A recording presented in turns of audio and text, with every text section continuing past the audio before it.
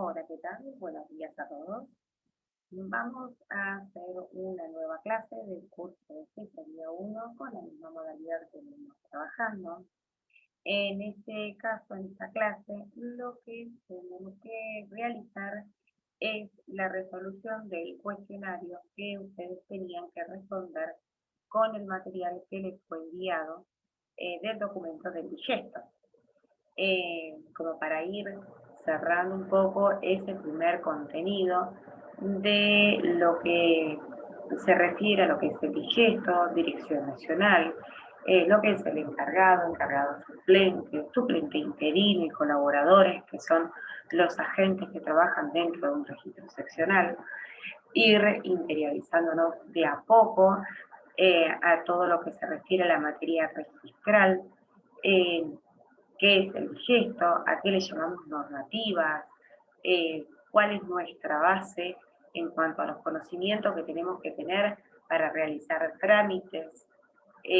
Dentro de este material también hablamos de trámites específicos como transferencia, inscripción inicial, que son los trámites, el más importante, la inscripción inicial, y el más reconocido, la transferencia, que nos da el puntapié para que podamos seguir trabajando y adentrándonos más en la cantidad de trámites que se pueden realizar, que son muchos. Trabajamos un poco lo que era la página de Dirección Nacional, del digesto, el título 1, título 2, pudimos ver algunas solicitudes tipo.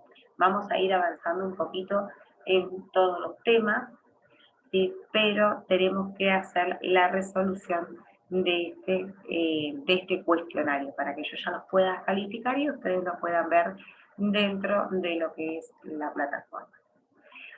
Vamos a ir enumerando las preguntas. Voy a compartir pantalla. Así, de esta forma, ya podemos también hacer la continuación con respecto a los temas que habíamos dejado pendientes de lo que era el digesto web.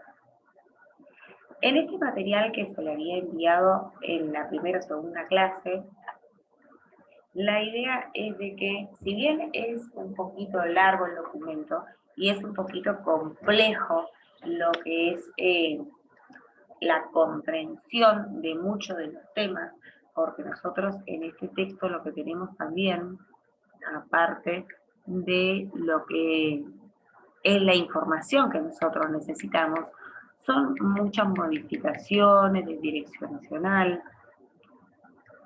circulares, más o menos se introduce un poco de dónde surge, cuál es el decreto, el 335-88, que siempre hablamos mucho de ese, que es el decreto nacional en donde comienzan a hacerse todas las inscripciones, un poquito de dónde surge todo, ¿sí? ¿Qué es el régimen jurídico del automotor? ¿Quién lo dispone? ¿Quién está a cargo de qué? Bueno, este material tiene como un resumen, bastante resumido, de todos los que son los fundamentos del registro, ¿sí? El registro que nosotros vemos, por ejemplo, entre el registro número 1, número 2, número 3, detrás de todo lo que es este registro o ese encargado, hay un montón de funcionarios que hacen a la regulación de este registro. Entonces, por eso tenerlos muy en cuenta y tener muy en claro de dónde surge cada uno. Si bien nosotros nos vamos a manejar trabajando en el día a día directamente con el registro, ¿sí? Tenemos que saber a dónde podemos recurrir. Por ejemplo, si en algún momento presentamos un trámite, el registro nos observa ese trámite y nosotros no estamos conformes con esa observación. En esos casos nosotros podemos recurrir a una instancia superior al encargado de registro, ¿sí? Para poder manifestar nuestro descontento con respecto a una observación de la cual creemos que está mal fundada. ¿Sí? Obviamente, para poder hacer este tipo de acciones, nosotros tendremos que demostrar por qué es que creemos que hay una observación que está mal realizada por parte del registro, porque puede pasar, todos somos humanos, y los colaboradores, encargado suplente o interino del registro también se pueden equivocar y ha sucedido. Entonces, por eso es tan importante que nosotros sepamos a dónde debemos recurrir o que sepamos de dónde vienen todas las directivas que bajan hacia un encargado de registro, ¿sí? Para poder siempre tener bien fijo de que nosotros cada trámite que vamos a recibir tenemos que brindar a nuestro cliente una solución, ¿sí? ¿Qué pasa con el digesto? El digesto y con las circulares, las normativas, las disposiciones, todo lo que se remite en cada uno de los registros. Generalmente hay algunas disposiciones, y ustedes lo van a ir viendo también con el tiempo, de que cada encargado de registro lo puede interpretar de una manera que la forma de solicitar un trámite en algunos casos puede variar mínimamente, pero en cuanto a esa variación, a nosotros como gestores o mandatarios nos puede afectar a la hora de la presentación del trámite. Eso también hay que tenerlo muy en cuenta, pero eso ya lo vamos a ir viendo con el tiempo y la experiencia. Vamos a ir entonces a este primer cuestionario, ¿sí? Vamos a tener que hacer un segundo cuestionario ya más con los temas que hemos visto hasta ahora. Y en la pregunta número 1 hablaba de qué es el digesto. Esto lo vamos a encontrar en estos primeros renglones que tenemos en el material que les fue enviado. El digesto es el libro de normas técnicos registrales del Registro Nacional de la Propiedad del Automotor. Este régimen es el que establece las normas jurídicas del automotor en el que los gestores automotrices y mandatarios se deben basar. Se deberá estar al tanto ya que se modifica y se acopla a las leyes que se van actualizando junto con sus artículos día a día, que es esto lo que yo les decía en la página capital que se las había dado el otro día. Podemos encontrar las disposiciones y ver cómo se va modificando, ¿sí? Con el transcurso del tiempo, con disposiciones o circulares, estas normativas del digesto. Hay algunas disposiciones que modifican directamente al digesto. Entonces, nosotros lo vemos de una forma y una vez que ya entre en vigencia esa disposición, automáticamente el digesto web también es modificado. ¿Sí? Hay una pregunta que me han hecho mucho con respecto al digesto, si es recomendable imprimirlo y tener en formato papel. Yo no lo recomiendo por esta cuestión, de que cuando hay modificaciones sustanciales del digesto, directamente hacia el digesto, por ejemplo, la última modificación la tuvimos a principio de año, en donde lo que se modificó es cuándo es exigible la verificación física. Esta modificación que tuvimos a principio de este año, el año pasado no, el anterior ya había sido modificado, ¿sí? Entonces, fíjense que en 2 años hubo 2 modificaciones solamente en un tema sustancial, que es la exigencia en la verificación física.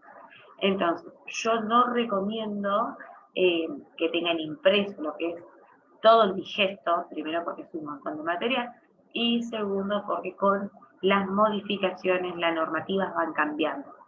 Entonces, ustedes pueden llegar a tener en un momento un material que no esté actualizado. Entonces, ¿qué es el digesto? Es el libro de normas técnicos registrales, que es lo que yo les comentaba en un principio. Todos los trámites que nosotros podríamos hacer en un registro del automotor tienen que estar en el digesto. Si no están normados en el digesto, no lo podemos hacer. ¿Sí? La pregunta número 2 dice, ¿qué no constituye la función del encargado? Nosotros tenemos que tener en cuenta de que el encargado tiene funciones que debe cumplir y nosotros tenemos que saber cuáles son los alcances que tiene este encargado de registro para poder tenerlos en cuenta al momento de la presentación del trámite. Nos vamos a ir ahora, en este caso, hasta la página número 9. ¿Sí? Y en la página número 9 me parece muy importante, inclusive tiene más de una respuesta que surge de esta página. Comenzamos. Dice, los encargados de registros seccionales serán designados y removidos por el secretario de Justicia de conformidad a las normas vigentes en la materia. ¿Qué quiere decir normas vigentes en la materia? Que también esto se puede modificar. Entonces, al momento de solicitar una remoción de algún encargado de registro, tendremos que ver la normativa en ese momento. La función del encargado de registro no constituye relación de empleo. Y acá está la respuesta de la pregunta número 2, ¿sí? Que tenían diferentes opciones. La opción correcta es que el encargado de registro no constituye relación de empleo. Y el desempeño de su tarea será personal e indelegable. ¿Qué quiere decir? De que el encargado de registro no es un empleado más, digamos, o un empleado de Dirección Nacional, ni siquiera un empleado del Poder Ejecutivo y ni siquiera un empleado del Ministerio de Justicia. El encargado de registro es un funcionario público, ¿sí?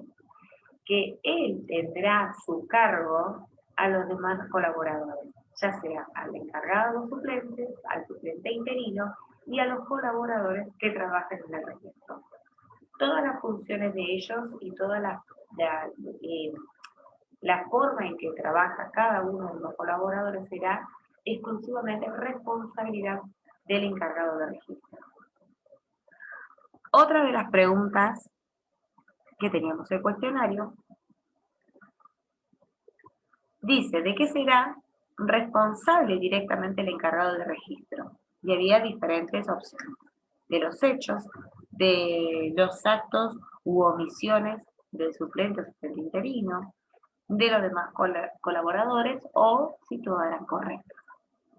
En este caso, dice, este podrá designar a su exclusivo cargo colaboradores para que lo asistan en sus funciones. Asimismo, deberá proponer a Dirección Nacional que se asigne a uno de sus colaboradores la función de suplente para que lo sustituya en caso de ausencia, licencia o impedimento legal. También podrán solicitar que se designen funciones de suplente interino a otro colaborador. ¿Qué quiere decir? Que todos los empleados que están en el registro seccional están encuadrados bajo el convenio colectivo de empleados de comercio, ¿sí? En el caso de que el encargado de registro sí lo solicite, uno de esos colaboradores que está en relación de dependencia podría dejar de estarlo para ser suplente o suplente interino, ¿sí? Eso va a ser una petición del encargado a Dirección Nacional. El suplente y suplente interino quedarán desafectados de sus funciones cuando lo solicite el encargado de registro, ¿sí? Y esta es la pregunta número 4, donde decía, ¿quién puede solicitar que el suplente y el suplente interino quedaran desafectados de sus funciones? Lo podrá solicitar el encargado de registro, ¿sí? Y dice, el encargado de registro será directamente responsable ante la Dirección Nacional por los hechos, actos u omisiones del suplente, suplente interino y demás colaboradores, ¿sí? Y esta es la pregunta número 2, la pregunta número 3, en donde la respuesta correcta es todas, ¿sí? Todas las opciones que estaban dentro de este cuestionario eran correctas. La siguiente pregunta, que no era una pregunta, en realidad era más para una reflexión, dice, explica con tus palabras cómo dispone el digesto que se individualice un automotor, ¿sí? Dentro de lo que es todo el digesto de norma técnico registral, hay un artículo que se basa directamente en la individualización del automotor, porque cuando nosotros hablamos de un auto, no estamos hablando solamente de cómo es el auto, la marca, del modelo. Y con esto nos vamos a ir hasta la página número 25 para ver el artículo número 24,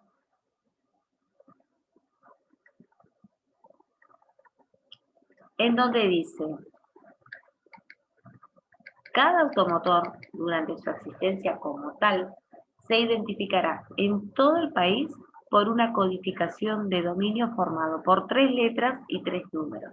Fíjense que acá todavía no está actualizado los dominios Mercosur, ¿sí? ¿Por qué? Porque esta codificación de 3 letras y 3 números, ¿sí?, es la identificación que a partir del año 95 entró en vigencia en la República Argentina. Hoy en día convive junto con esta forma de identificar el automotor, conviven el convenio hecho a partir del año 2016 de los dominios de Mercosur, ¿sí? Los dominios de Mercosur, ya sea tanto en automotores como en motovehículos, van a estar comprendidos de 4 letras y 3 números, con la diferencia que en automotores va a ser 2 letras, 3 números, 2 letras, y en motovehículo va a ser 1 letra, 3 números, 3 letras. ¿Sí? La combinación es diferente para poder identificar lo que es un automotor de un motovehículo. Cuando nosotros hablamos de la codificación de un dominio formada por 3 letras y 3 números, estamos hablando de un automotor. Si habláramos de un motovehículo, ¿sí?, serían 3 números y 3 letras. Se invierte la forma de la codificación para poder identificar lo que es un automotor de un motovehículo, ¿sí? Al igual que la maquinaria vial en la conformación de 3 letras y 3 números, tiene como dominio 2 letras y 2 letras y 3 números. Cuando nosotros vemos un dominio que es de 2 letras, estamos viendo una maquinaria vial, ¿sí?, o agrícola. Dice, dicha codificación deberá ser reproducida en placas de identificación visible exteriormente que se colocarán en la parte delantera y trasera del automóvil. La autoridad de aplicación podrá establecer además otros medios de identificación que considere viable.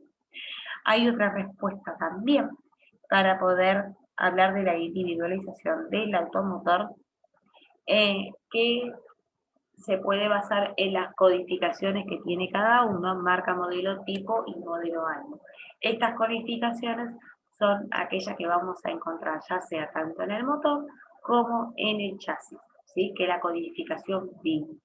Esta codificación, en realidad, ¿por qué no entraría en esta pregunta? Porque no individualiza a un automotor cuando ya sale a circulación, ¿sí? En estos casos, ese tipo de individualización la vamos a encontrar en el certificado de fabricación o certificado de importación, dependiendo si el automotor sea nacional o importado. Pero no carece de valor, es muy importante que tengamos en cuenta y que conozcamos el tema de las codificaciones, ya sea de motor o de chasis, porque en el transcurso de la vida de este automotor va a ser uno de los pilares importantes. Si nosotros queremos hacer, por ejemplo, un cambio de motor, un cambio de bloque o un alta de chasis o modificar ese chasis, bueno, todo eso tenemos que tener en cuenta estas codificaciones que les fueron otorgadas al momento de su fabricación, ¿sí? Y que la vamos a poder encontrar en el certificado de fabricación si fuera nacional o de importación expedido por aduana si fuera importado, ¿sí? Nosotros en este caso, para poder individualizar visualmente un vehículo, siempre vamos a tener que tener en cuenta este dominio que les fue otorgado en una inscripción inicial que no se modifica. Esto también es muy importante porque a partir del 2016, en donde empiezan a convivir las placas del Mercosur, junto con las placas argentinas que se habían emitido a partir del año 95, hay mucho cuestionamiento con respecto, o mucha gente pregunta, con respecto al cambio de la numeración. Si yo hago una reposición de placas metálicas, ¿me va a llegar una placa de Mercosur? No. Esta identificación que les fue otorgada en inscripción inicial es la única identificación que va a tener, a menos que haya alguna disposición que reglamente que se saca de circulación las identificaciones de 3 letras y 3 números y pasan a estar todas en Mercosur. Que no sucede.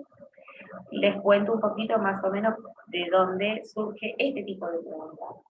En el año 95 se convocó a lo que era el cambio de identificación, que son lo que hoy vamos a llamar las convocatorias automáticas, ¿sí? Que era la nueva codificación. Antes del 95, ¿sí? Desde que se empezaron a inscribir hasta hasta el 31 de diciembre del año 94, todos aquellos automotores que se inscribían expedían placas, eran metálicas también, pero que su identificación era una letra y 7 dígitos, ¿sí? Que todavía pueden llegar a haber algún tipo de placas de ese formato que estén circulando. Entonces, a partir del año 95 se hicieron en 3 etapas lo que era la convocatoria. Era la convocatoria voluntaria, ¿sí? Después la convocatoria obligatoria y después la convocatoria automática. Son los 3 tipos de convocatoria que en el transcurso del tiempo surgieron. ¿Para qué? Para que aquellos titulares de vehículos que tuvieran una placa de identificación vieja, que quiere decir de una letra y 7 dígitos, se presentaran al registro y convocaran. ¿Qué significa? Que se le cambiaba la identificación. Para poder hacer este tipo de convocatoria, el abecedario se utilizó a partir de la letra R, ¿sí? R, S, T, U, B corta, W, X, Y y Z, son todas las letras que se utilizaron para poder hacer las convocatorias, ¿sí? A partir de la letra A, son aquellos vehículos que se inscribieron a partir del año 1995, a partir del 2 de enero, 1 de enero del año 95, ya esas inscripciones iniciales salían con las nuevas placas, ¿sí? Estas nuevas placas se emitieron hasta el 31 de diciembre del año 2015, ¿sí? A partir del 1 de enero del año 2016 fue que surgen las placas de Mercosur. Pero no, en este caso, no hay convocatoria. ¿Qué quiere decir? Que hoy en día conviven en el mercado las placas Mercosur con las placas de 3 letras y 3 números, ¿sí? Esto a respuesta de que hay mucha gente que consulta, y hasta el día de hoy todavía a mí me siguen consultando, ¿qué pasa con aquellas, si yo pierdo una chapa de 3 letras y 3 números? Bueno, se le irá a hacer una reposición de placas metálicas, que será duplicado, triplicado, cuadriplicado, dependiendo de la cantidad de veces que careció de placas metálicas este automotor. Pero le llegará un juego de placas del mismo dominio, ¿sí? No es que va a cambiar y a partir de ahora tendrá unas placas de Mercosur. Eso no sucede. Se los aclaro en este tema de la individualización del automotor, porque es una pregunta muy recurrente. La siguiente pregunta decía, ¿quién fija los aranceles que se perciben en el registro? Y para responder esta, nos vamos a ir a la página 14. En donde dice, la Dirección Nacional controlará el funcionamiento de los registros seccionales. Realizará las tareas registrales específicas que determine la reglamentación y dispondrá el archivo ordenado de copia de los instrumentos que se registren. ¿Se acuerdan que de la Dirección Nacional, yo les había comentado que cuando hay una inscripción inicial, se generan automáticamente 2 archivos, ¿sí? 2 legajos. Uno es el legajo A y otro es el legajo B. El legajo A es el que está a resguardo de Dirección Nacional, que es este que está hablando en el artículo número 8 del archivo ordenado de copias de los instrumentos que se registren. Esto es el archivo A. Y el archivo B es el archivo que están en los registros seccionales donde está radicado cada uno de los registros, ¿sí? Con la observancia de los requisitos que se reglamenten podrán ser microfilmados dichos instrumentos y los respectivos antecedentes que se archivan. Artículo 9. Los trámites que se realicen ante el registro seccional de la propiedad del automotor deberán abonar el arancel que fije el Poder Ejecutivo Nacional, salvo los casos expresamente exceptuados por la reglamentación. O sea que si en algún momento la reglamentación dice, por ejemplo, que también está normado, de que el registro trabaja como un ente recaudador, ¿sí? El Poder Ejecutivo Nacional fijará los aranceles que se van a cobrar en concepto de transferencia, de inscripción inicial o de trámites registrales, ¿sí?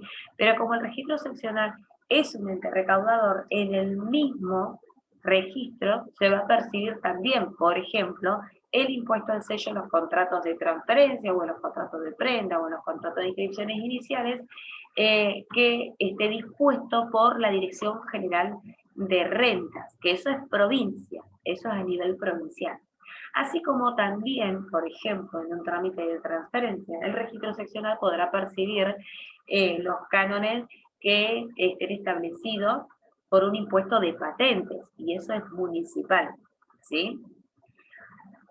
Dice, no podrá restringirse o limitarse la inmediata inscripción del dominio de los automotores de las transmisiones por normas de carácter administrativo ajena a los aranceles de registro. La persona física o jurídica registrada en el organismo de aplicación como comerciante habitualistas en la compra-venta de automotores deberán inscribir a su nombre los automotores usados que adquieran para la reventa posterior. Esto ya es comerciante habitualista, que ya lo vamos a ir viendo más adelante. Les adelanto que los comerciantes habitualistas tienen ciertos beneficios, si así se quiere, al momento de hacer inscripciones. Vamos a ver, por ejemplo, más adelante que los comerciantes habitualistas pueden hacer transferencias a su favor, no tan solo con la solicitud tipo 18, sino, la solicitud tipo 08, sino que también está la solicitud tipo 17, que es únicamente para poder hacer transferencia a favor de comerciante habitualista y que ellos puedan gozar de ciertos beneficios que tienen al momento de las inscripciones. Vamos a seguir a la próxima pregunta, que tampoco es la pregunta en este caso, porque les pedía que enumere los datos que deberán contener el título de la propiedad del automotor. Y vamos a ver por qué la importancia del título de la propiedad del automotor, porque es el documento que ante el registro y ante terceros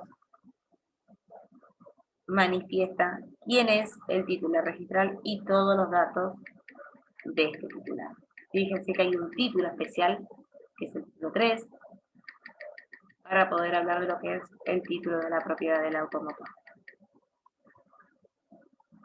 Deberá contener los siguientes datos: lugar y fecha de su expedición, y esto es muy importante.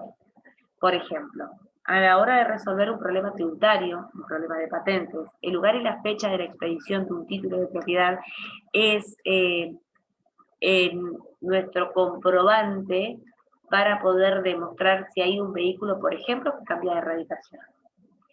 Para ejemplificarlo, yo tengo un vehículo que lo inscribo en Trelew, ¿sí? Pero ese vehículo está radicado en Chaco, por dar un ejemplo, ¿sí? Hay una forma en que yo puedo radicarlo en mi domicilio, ¿sí? Que es haciendo una transferencia con pedido de legajo. Yo le voy a pedir al registro donde se encuentra radicado ese vehículo que me envíe el legajo físico, porque por mi domicilio legal, el registro que me corresponde es de la localidad de Trelew. Una vez que se hace la transferencia, eso es un manejo entre los registros, que se genera lo que se llama un certificado dominial, que sería un legajo virtual, ¿sí?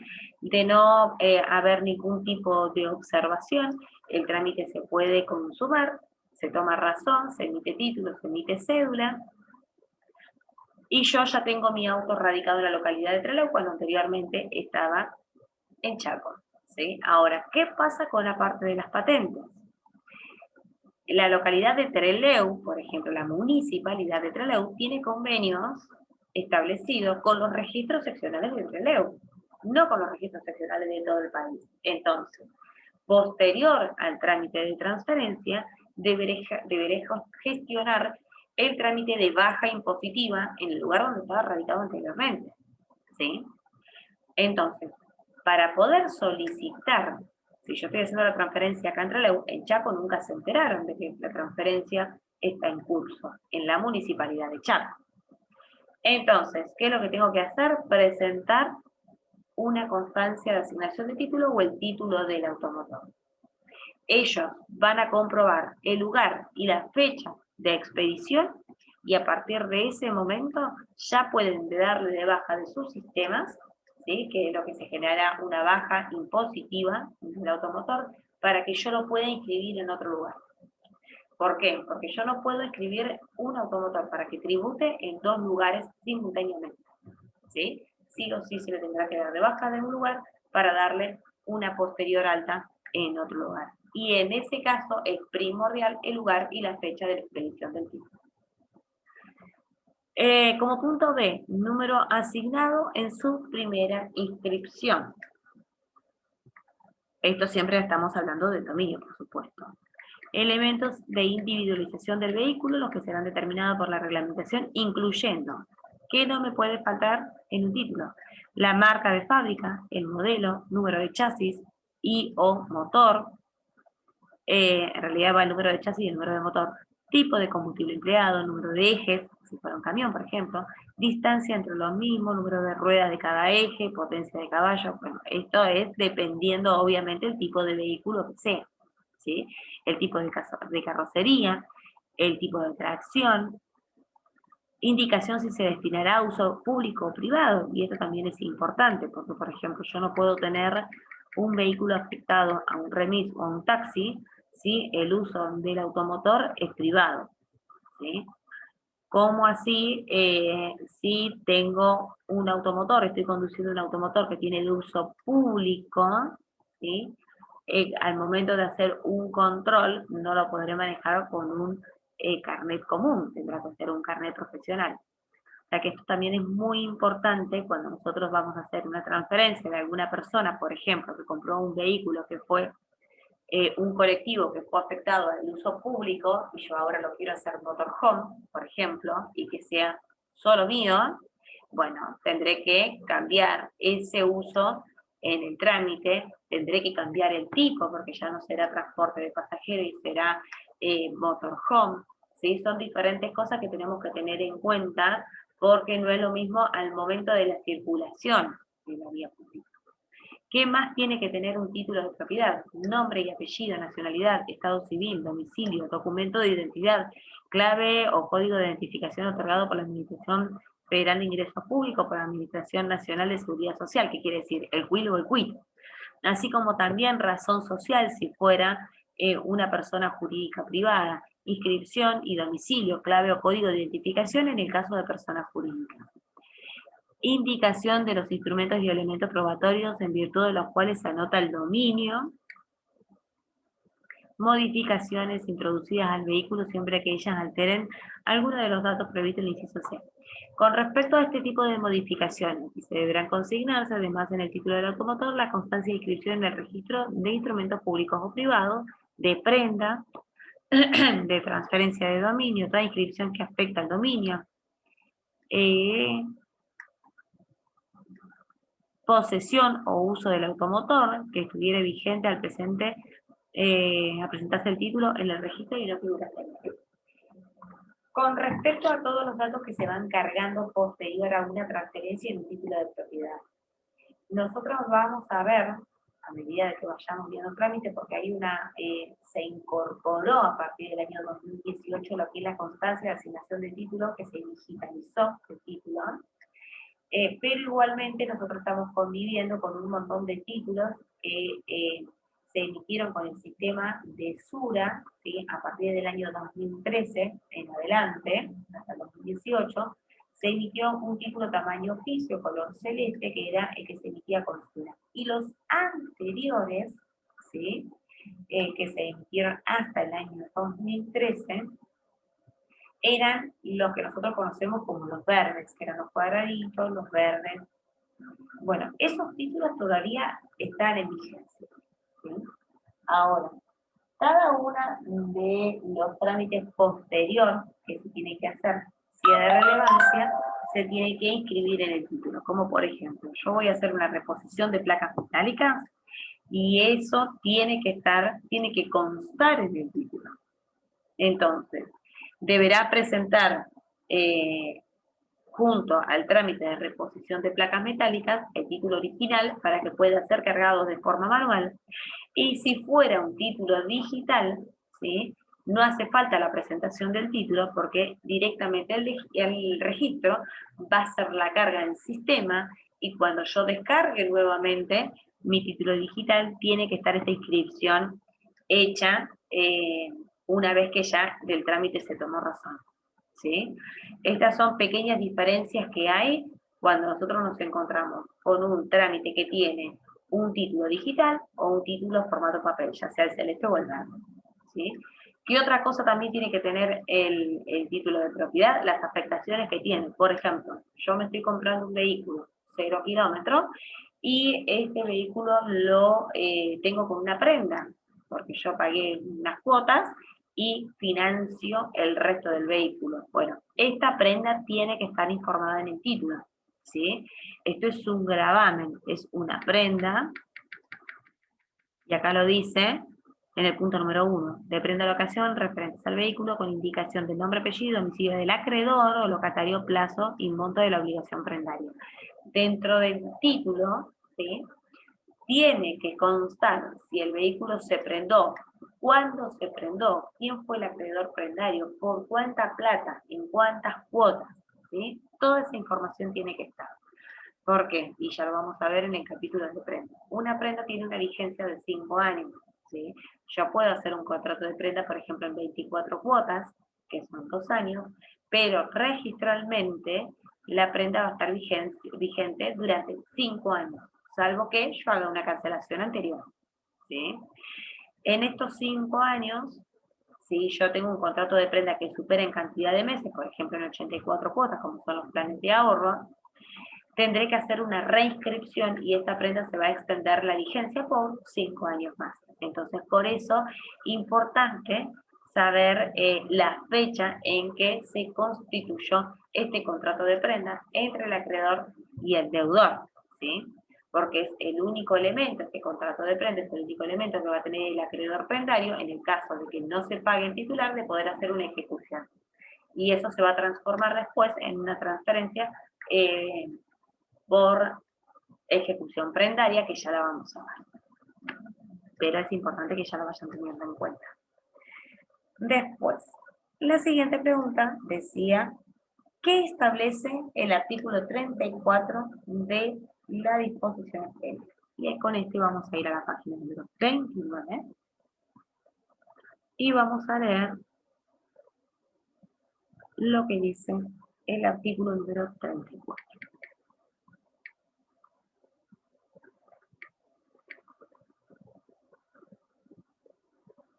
Artículo número 34 dice, será reprimido con prisión de 1 a 6 años, de prisión obviamente, siempre que el hecho no constituya un delito más severamente penado.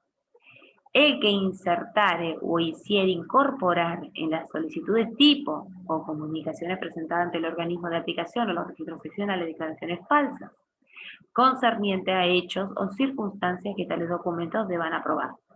¿Sí?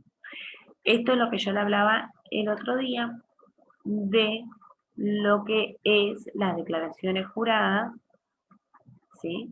Que una solicitud tipo es una declaración jurada. Entonces, si yo tengo un cliente que me dice, mira, soy casado legalmente, pero estoy separado de hecho, poneme soltero.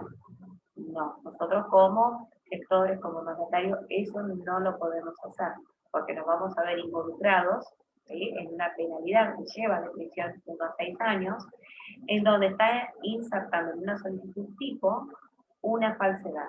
¿Sí? Si la persona, por ejemplo, todavía es casada legalmente, está separado de hecho, tiene que primero divorciarse para después adquirir si no es que quiere que ingrese este vehículo en el patrimonio matrimonial. ¿Sí? Si yo no les recomiendo que hagan ese tipo de cosas porque después cuando ustedes lleven el trámite al registro deberán presentar un 59 en donde a ustedes los identifican con nombre, apellido, número de documento, quienes son los presentantes del trámite. ¿Sí? Una vez que esta persona ya firme una solicitud tipo con algún dato mal declarado, ¿sí? Puede tener un tipo de penalidad. Y yo les hablo con respecto a lo que es el Estado Civil porque es lo más recurrente, ¿sí? Es lo que más se ve. Una persona que no quiere declarar, generalmente te dicen que no quieren poner que son casados para que después a la venta no tenga que firmar su cónyuge. Bueno, pero en ese caso, el cónyuge lo puede demandar por una cuestión de estafa, porque le está negando el 50% de ese automotor que le corresponde, ¿sí? Entonces, después, un juez manda a solicitar fotocopia del legajo completo, corrobora de que en el 08 una persona firmó falseando su estado civil, ¿sí? Es un problema legal que puede llegar a tener. Y nosotros como presentantes, gestores o mandatarios, nos puede salpicar al ser los presentantes del trámite. Entonces, en ese sentido, siempre les recomiendo, por eso es tan importante, de que en estos casos, si la persona es casada, si nosotros no sabemos cuál es su estado civil, lo consultamos y le explicamos que el Código Civil establece que los estados son soltero, casado, divorciado o viudo, ¿sí? El concubinato no existe y la separación de hecho tampoco. La siguiente pregunta habla de qué carácter tendrá el registro, ¿sí? Y con este nos vamos a ir a la página número 47, en donde vamos a leer el artículo 10.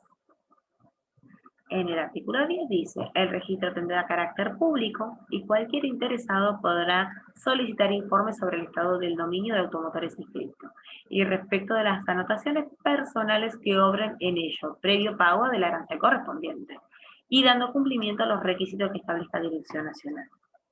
Entonces, ¿qué carácter tiene el registro? Público. ¿Y por qué es de carácter público?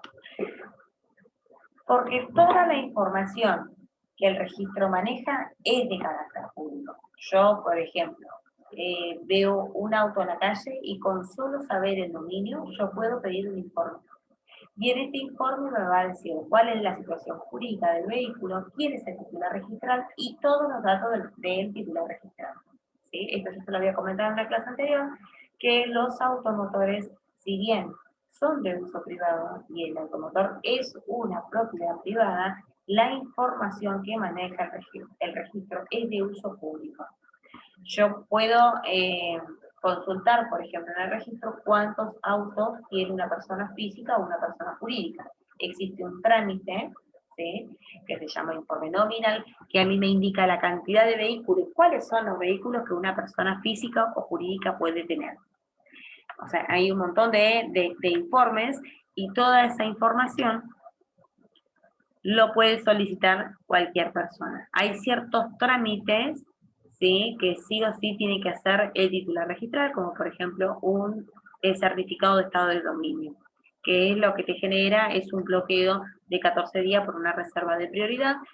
Solamente lo podrá solicitar el titular registral, pero un informe de dominio lo puede solicitar cualquier persona. Un informe nominal o un informe de anotaciones personales, yo quiero saber si una persona se encuentra inhibida o no. Bueno, puedo solicitar un informe de anotaciones personales y a mí me va a avisar el registro, me va a indicar en este informe si esta persona física o jurídica de la cual yo estoy consultando tiene algún gravamen en su persona, ¿sí? Recuerden que nosotros acá registralmente vamos a hablar de lo que es inhibición, que es la medida cautelar que afecta a la persona, y el embargo, que es la medida cautelar que afecta al automotor, ¿sí? Si yo quiero saber si un auto está embargado, pediré un informe de dominio. Si yo quiero saber si una persona se encuentra inhibida, pediré un informe de anotaciones personales, ¿sí? Pero eso ya lo vamos a ir viendo bien todos los informes que hay y para qué sirve cada uno de ellos. Y la última pregunta es, ¿cómo se fija radicación de un automotor? Y acá vamos a volver al principio del documento, en la página 16.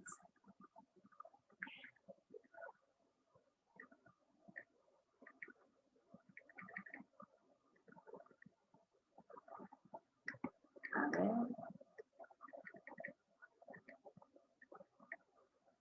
Acá. El artículo número 11, ¿qué dice? El automotor tendrá como lugar de radicación para todos sus efectos el del domicilio del titular del dominio o el de su guarda habitual. Tales circunstancias se acreditarán mediante los recaudos que establezca la autoridad de aplicación. Después hablamos de lo que es el cambio de radicación. Entonces, cuando yo tengo un automotor que es 0 kilómetros, que voy a inscribirlo, a mí el registro lo que me va a pedir es a una persona física el documento de identidad. ¿Para qué? Para saber cuál es mi domicilio legal, ¿sí? Y este domicilio legal es el que va a fijar la radicación. Por ejemplo, yo tengo domicilio de la localidad de Trelew. Ok, en Trelew hay 3 registros. Y los 3 registros tienen competencia en automotores. Entonces, tendré que ver cuál es mi domicilio, cargarlo en el sistema de la Dirección Nacional de la Propiedad del Automotor, y directamente el sistema me va a asignar a mí el registro que me corresponda, el número 1, el número 2 o el número 3. ¿Y esto a qué refiere? Que la localidad de Trelew está dividida en 3 sectores, ¿sí? Por ejemplo, si fuera un motovehículo, lo que yo estoy inscribiendo inicialmente, los que tienen competencia en la localidad de Trelew de un motovehículo es el registro número 1 y el número 2. El registro número 3 tiene competencia solamente en automotor. Entonces, si fuera un motovehículo que yo estoy inscribiendo, también se basa en el domicilio legal. Si la terminación de la numeración es par, me corresponderá al registro número 2. Si es impar, me corresponderá al registro número 1. ¿Sí? Igualmente, en la página de Dirección Nacional existe la consulta de domicilio. Entonces, ahí te van a preguntar cuál es la provincia, cuál es el departamento, cuál es la localidad, cuál es la calle, cuál es la altura, y el mismo sistema te va a asignar un registro que corresponda por el domicilio legal. Ahora, ¿qué sucede, por ejemplo, si mi domicilio legal es del registro número 1 y el auto que yo me estoy comprando ahora, que ya está inscrito, está radicado en el registro número 3? Bueno, en ese caso, cuando es la misma jurisdicción, no hay cambios de registro, ¿sí? Por más que a mí mi domicilio legal es 1, si estamos en la misma jurisdicción y este vehículo ya tiene asignado un registro, en ese caso no va a cambiar. Va a cambiar, como lo dice en el artículo número 12, cuando hay un cambio de radicación, ¿sí? Este cambio de radicación podrá ser solicitado por el titular del dominio o por el adquirente, que es lo que yo le estaba comentando en el punto anterior de una transferencia con pedido de legajo. Si yo estoy, en ese ejemplo, vivo en Trelew y el auto está radicado en Chaco, yo puedo solicitar por mi domicilio local esta transferencia con pedido de legajo. ¿Y quién está pidiendo el cambio de radicación en este caso? El adquirente. En ese caso, el adquirente podrá solicitar el cambio de radicación presentando simultáneamente la documentación de la transferencia, ¿sí? En cambio, si es el titular registral, solamente solicitará el cambio de radicación, ¿sí? Porque no existe una transferencia. Cuando habla de guarda habitual, ¿a qué se le llama la guarda habitual?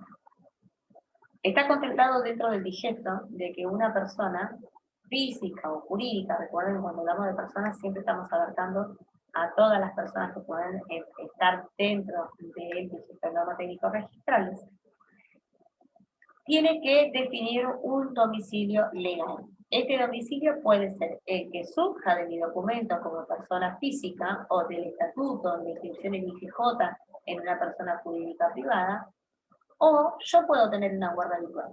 ¿Qué es la guarda habitual? Cuando, como persona física, ¿sí?, tengo un domicilio en mi documento, pero yo no estoy viviendo en ese domicilio. No hice cambio de domicilio, no lo voy a hacer en el registro civil, pero no es donde yo estoy residiendo actualmente. ¿Cómo puedo demostrar yo que estoy en otro lugar, por ejemplo, por trabajo?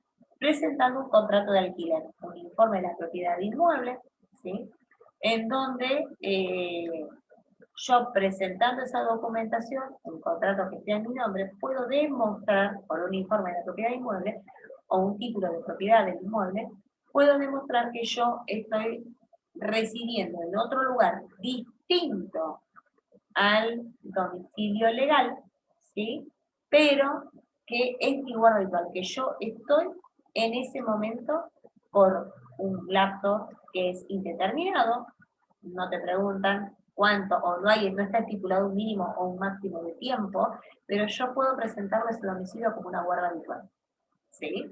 Entonces, por ejemplo, yo tengo en el documento domicilio en Buenos Aires, ¿sí?, pero estoy alquilando acá en Trelew por cuestiones de trabajo, estoy acá en Trelew, como no sé cuánto tiempo voy a estar, no voy a hacer cambio de domicilio, alquilo una casa, presento contrato de alquiler, presento el informe de la propiedad de inmueble, ¿sí?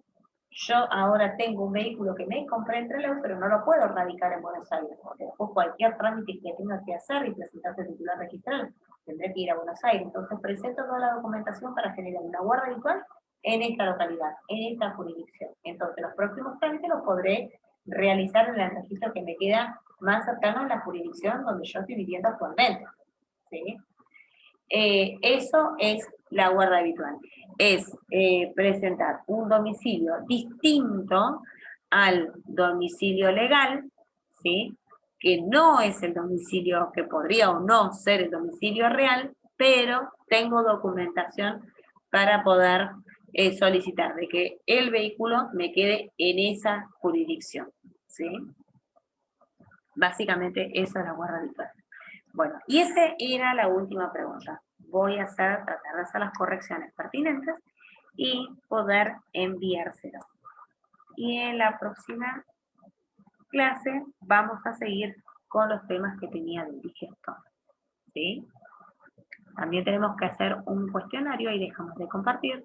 También tenemos que hacer un cuestionario porque tenemos que ver el calendario para ya la primera fecha del parcial, ¿sí? Así que por esta clase, hasta acá los dejo. Ustedes van a poder ir haciendo también sus correcciones dentro de sus trabajos. Igualmente, este trabajo lo tengo que calificar en la plataforma. Así que bueno, los saludo y hasta la próxima clase.